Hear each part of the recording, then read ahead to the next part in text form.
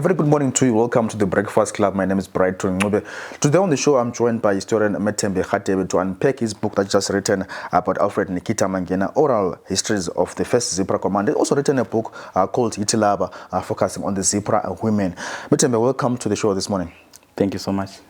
Methembe, you've been writing books about ZPRA men and women.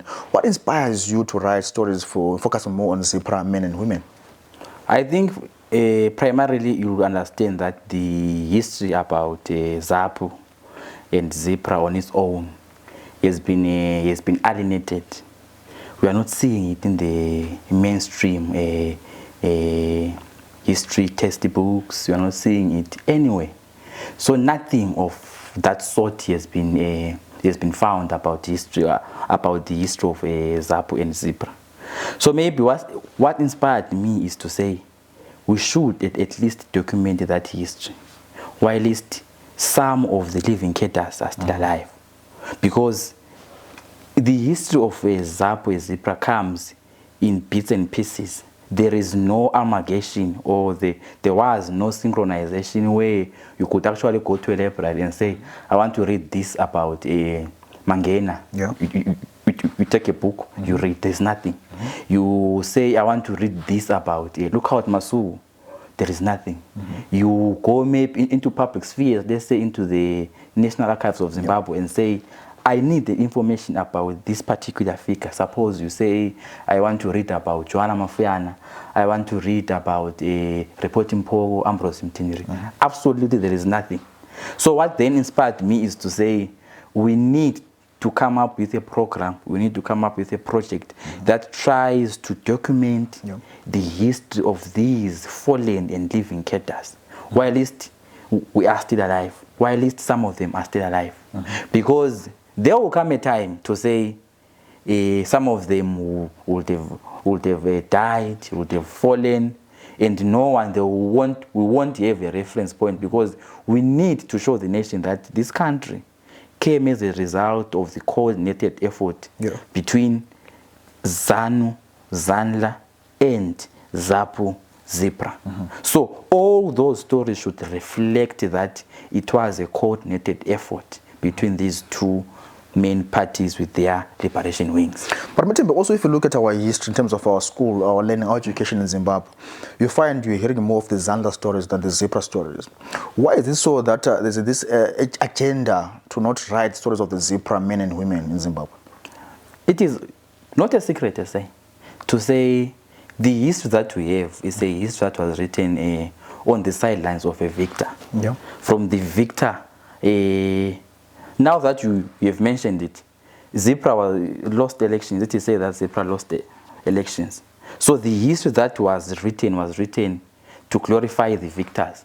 But the vanquished now, they are nowhere to be seen in the broad historiographical chart, in the broad episodes of what they did during the liberation struggle. So you are right to say that, because history is always a function of being written from the purview of victors, you see. Now the vanquished, naturally, they are not accommodated because, they are vanquished. So we need to have a situation whereby, even if the vanquished, we should actually document their stories.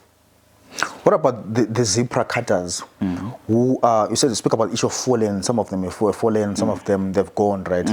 What about them? They went to the war, some of them. You mentioned Timiso Tabengo, you mentioned Nikita Mangena, you mentioned Lookout Masu.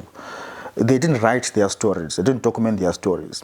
What do you think, in your own view, what do you think they made them not document their own stories? I wouldn't be absolute to answer that one. And I wouldn't be certain to say this is a common factor that made them not to document or write their histories.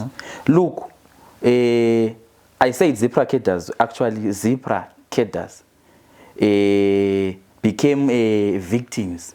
I won't detail much into the post-colonial experience whereby there was that civil strife between the newly establishment and ZAPU and ZPRA per se.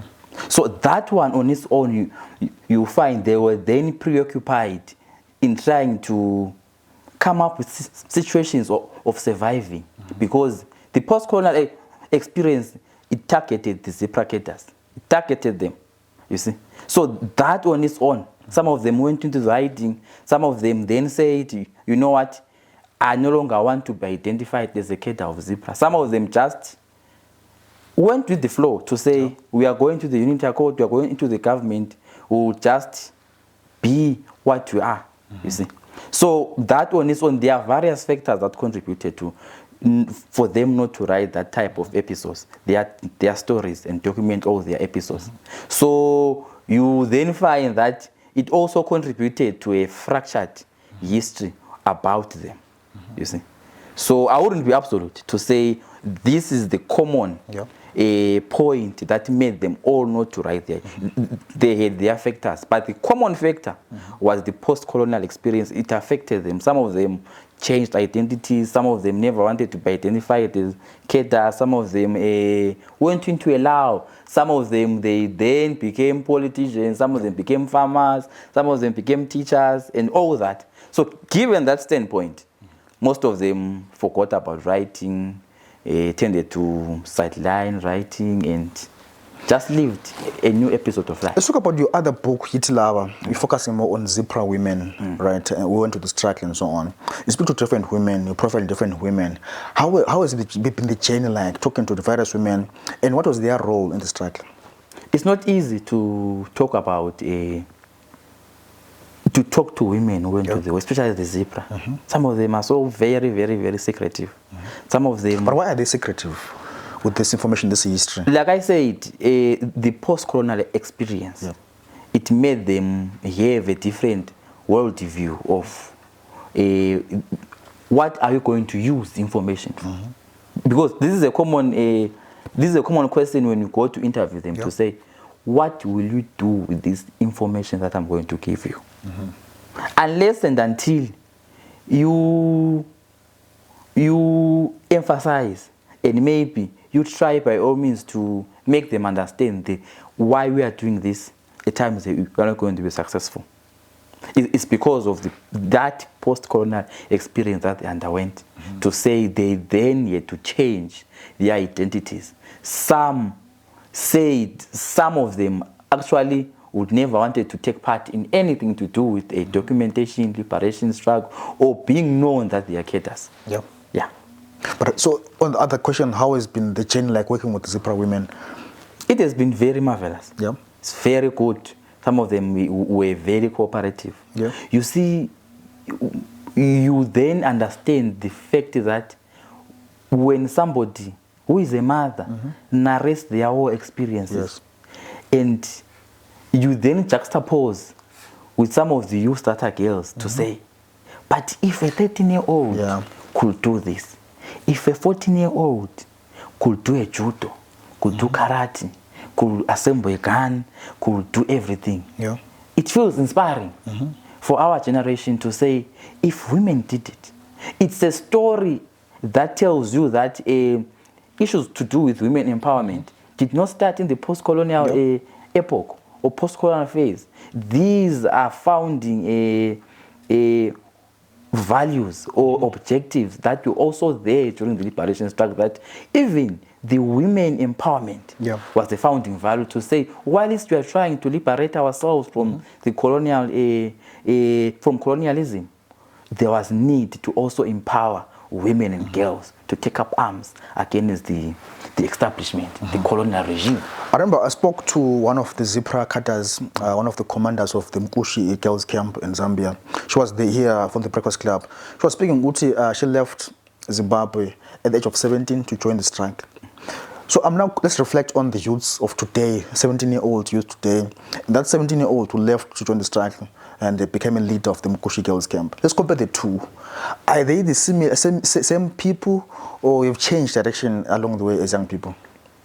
We have not changed, because I think what you're asking is a question of the context. You are comparing two things. You are comparing oil and water.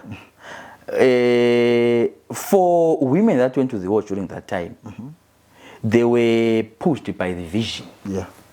To say, they were recruited to say, these things that we want to fight against, it's a living testimony. These are the things that we have experienced. But for our youth now, it's a different context to say, is there a vision that you have? What are we trying to achieve? Because primarily when they left their homes, there was one objective, and the objective was to say, we want to fight the Smith regime. But for us, what is our objective as youth? Remember, our objective as youth, we are supposed to be guided by what is called the interdependence. Yes. To say, if our fathers, when they went to the war, they wanted to destroy or dismantle the colonial, the Smith regime, yes, to bring about the independence that we are supposed to govern our states, we are supposed to be a sovereign state independently. But ours now is to illustrate that when they fought to achieve independence, we are supposed to fight for interdependence. By interdependence, I mean, now that you are a sovereign state, we are supposed to fight a situation whereby other states are supposed to see us as independent. So ours is to show and illustrate that, to have from independence into interdependence. By interdependence, while we are sovereign as a country, we are supposed to be working for the country in an interdependence way, to say we are working for the country, linking with other countries as independent. Not as puppets, not as whatever, but as people that are independent. This is our fight. So whatever we are writing, whatever we are doing, should show that the baton stick has been handed to us to fight. But did we peak as the youth? My context was, did we peak maybe as the youth? Remember the issue of the spear, they were carrying the spear, controversies and so on. As young people, have we peaked the spear so far and carried the torch from where the Dabeng was, the Masuku left, the Nkomo was left? Have we picked the spear, or just, it's just vibes for the young people now? We're talking about elections in Zimbabwe. People are relaxed, young people are relaxed. So did we pick the torch as young people, or just? I'm sure some have picked the torch, because look, the space is there for the youth to participate as politicians, as media practitioners. Some of them, we have youthful people that are directors, and some of the parastatals, and some of the NGOs and all that.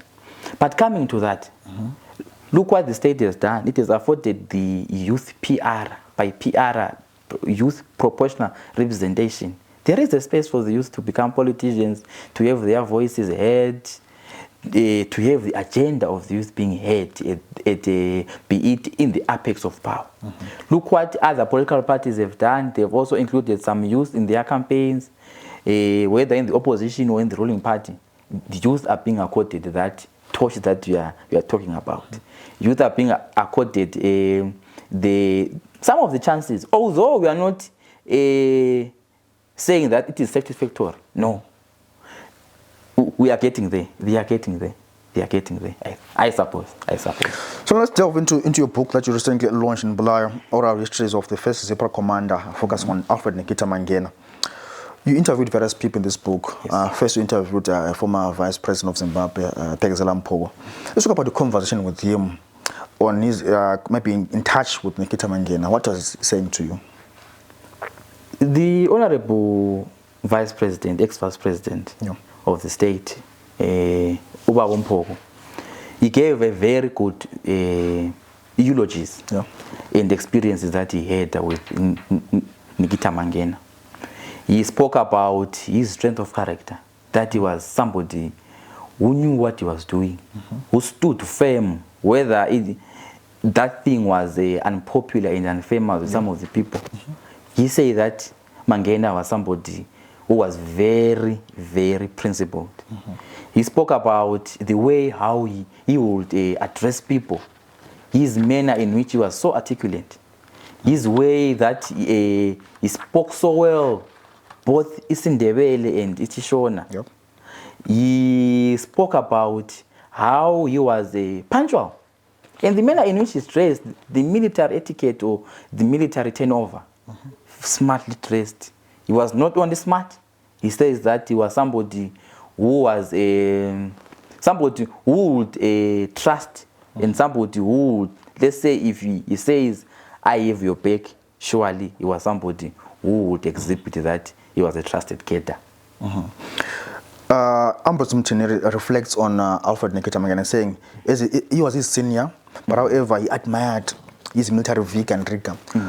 How do you, maybe let's talk about the issue. Mtini was a senior to Mangena, but however he admired the way he carried himself. Let's reflect about that. Yeah, just like reporting Pogo and Ambrose Mtini, these were actually senior to Mangena in terms of them joining the struggle and being administrators, because they joined the struggle in early 60s, right? And Mangena joined the struggle mid 60s, right? Talking about Mtini, he says that while I was his senior, there are things that I learned from him to say, but this person is a resemblance of being a commander sometimes.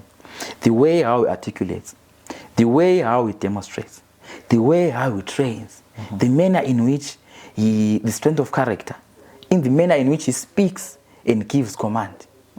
You see, there are things that I would admire from him to say, this person, he was actually very good and very excellent in the manner in which he carried out his duties. For example, he gives an example to say, you know, sometime I was his chief of staff. Chief of staff, militarily, a chief of staff is somebody who deputizes a commander, you see. So he says that we were traveling, and he was telling me stories. And then I was like, but this person, the way how he's telling stories, the way how he's talking, his strength of character, the manner in which he's giving commands, and how he trains people, it's something that we should all admire. And as this senior, I also admired his way of doing things. Yeah. So from the that we've interviewed, how was the relationship between Mangena and these other colleagues, despite being young and so on? How was the working relationship and also his character as a leader, as a commander? All of them have agreed that he was a professional somebody. I remember sometime I was with a retired Brigadier General Mazinyani. He always says to me, look, young man, Alfred Mangena was professional. He never undermined anyone. Anyone had their fair share of contributing in the struggle, and he was somebody who would give you an ear when you needed one, who would listen to you, who would argue, but at the end of the day, who would want things done accordingly. He would want things done in a way that has been agreed. Some of them were actually saying there is one interview by Jeffrey Ndlovu, who was actually the adjutant general for the ZPRA. He says, it was better for you to disagree, to say, a commander, I suggest we do this because if I do that, I'm going to fail. But if you agree to say, I'm going to do this type of an assignment, and then you come back, you would have failed, you come up with excuses, you will be an enemy to Mangena because he was going to punish you in a way that you were supposed to take that assignment. Those excuses, you're supposed to bring those excuses prior taking that assignment, but not after you have failed in an assignment. All of them agree that he was a person who knew what was to be done in the right way. He was somebody who would demonstrate to you as a commander. He was somebody who was in touch with the realities. This is the reason why when one of his field commanders, when he died, Asaf Ndinda, he wanted to go there and see as an engaged commander, as somebody who was not a desktop type of a commander, but somebody who wanted to see things going. This is the reason why he had to go there. And Barry is one of the finest field commanders. You see. From all these interviews, Methembe, I'm talking to different people who have worked closely with Alfred Nikita Mangena. But when it comes to reality now in Zimbabwe, Do you think the country is celebrating Mangena enough? Yeah, of course, the country, I think, has celebrated Mangena. I think maybe especially the new dispensation. Yeah. Remember, Mangena has been accorded the Grand Commander's, what is it called? Yeah, something in the military ranks. Yeah. We also have a barrack, which is the Zimbabwe Defense College, and other barracks housed in that defense college, named after Rogers Nikita Alfred Mangena. So there are steps to do to say the state is actually accorded the role that Mangena played. Mangena has been acknowledged by the state, although there is need for other sectors to do more. It's not a crime to have one of the hotels having a corner, let's say a deliberation corner named after Mangena. Yeah. That's not a crime. It's not a crime for a journalist to read the book and follow up those stories. We have an edition, we have a bulletin, we write all those stories about Mangena. It's not a crime. It's also not a crime for creative writers to have a novel about Nikita Mangena. That novel should then be adopted as a novel for junior students in Form 1, Form 2, up to Upper 6. It's not a crime, maybe. It's not also a crime to have those stories about Mangena written in the Ndebele, in the indigenous languages, because our constitution recognizes that. We should have somebody to say, after reading this book about Mangena, to go and translate it into Ndebele or Chishona or Nambia or Tonga. Yeah. So that even a common man, an ordinary person, can actually read and understand what Mangena has done. We also have filmmakers in the country. Yep. They should also adopt the same route to say, after reading those stories, these stories, we come up with a script and we have a drama or a series or a movie or whatever you call it about Alfred Nikita Mangena.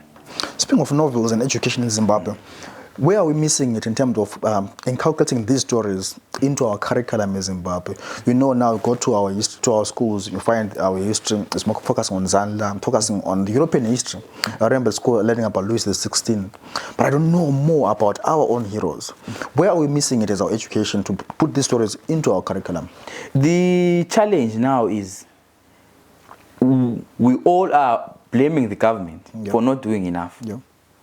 But like I said, we all have a role to play in this, because the curriculum is curriculum is just a list of things that are needed or things that are supposed to be taught.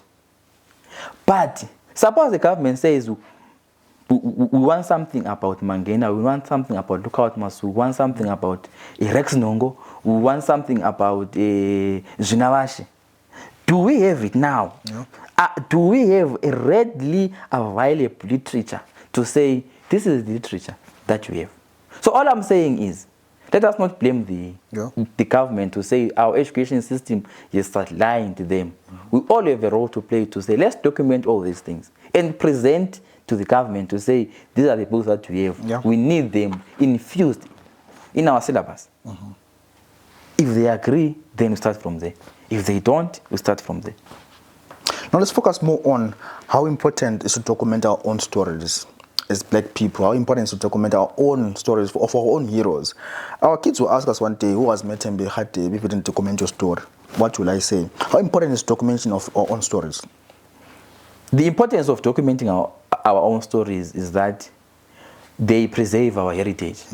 They present as a library and a testimony or a reference point. And we should shy away from that culture to say we want to document, we want to write eulogies of somebody when they are dead. Let us write those testimonies, those experiences when somebody is still alive. So that in the event that we disagree with them when they are still alive. And we agree with them when they are still alive. Then we just package them and put them there. Whoever would want to know more about Brighton, about Methembe, while we are still alive, they read. If they want further information, they just plug that information up, they read, they come back to Brighton or Methembe, they ask more. It makes life easier for memorization to take place.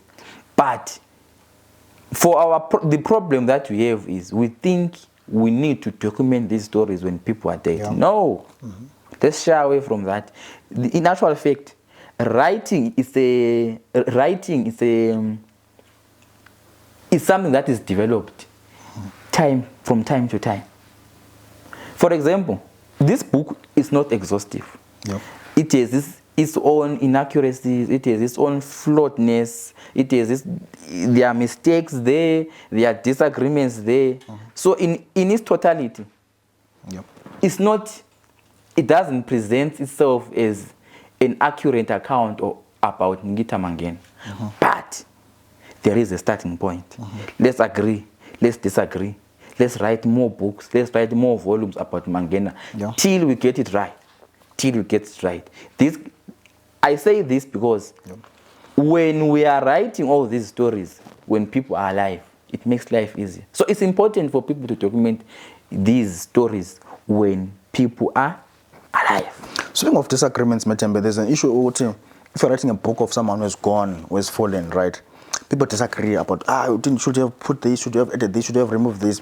How was the journey for you documenting this book, and what challenges did you face as an author writing this book? I think it was more, like we are rightly putting it, to say it was a challenge. Yep. To say, comrades at times disagreed, to say, why did you include this, and why did you include him, yep, and not this one? Why did you include this one? Because this one was far more junior than B, but A was far more senior than C. So it's a challenge to us as writers, yep, because we were not there when all these things happened. Yep.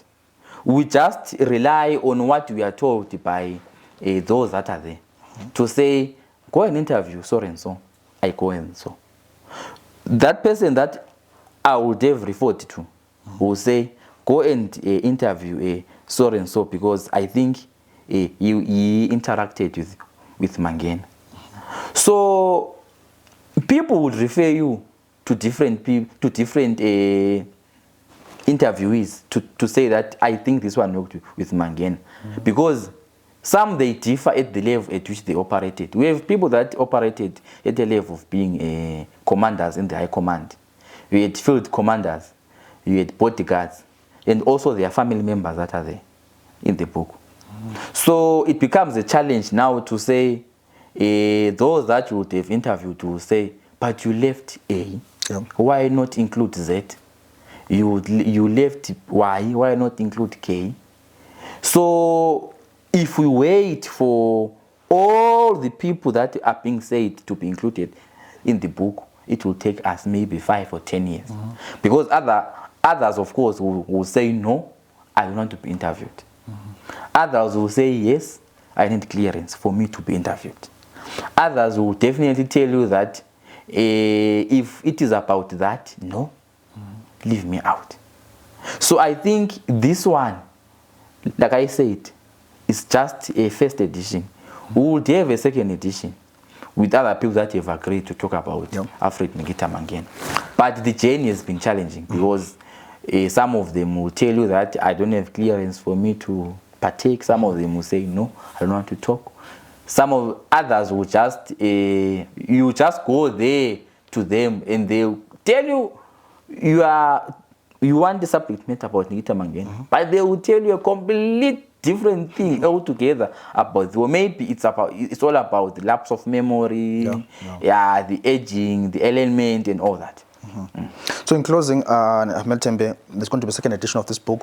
Whom can you expect to be featured in this book? And also, where can you find the book? Where can you buy it? How much is it? And what social media handles and so on? Okay. Maybe let me not preempt it to say who am I going to include in the book, because, like I said, the others will actually tell you that I no longer want to be part of this, and yet I would have committed that I will include them.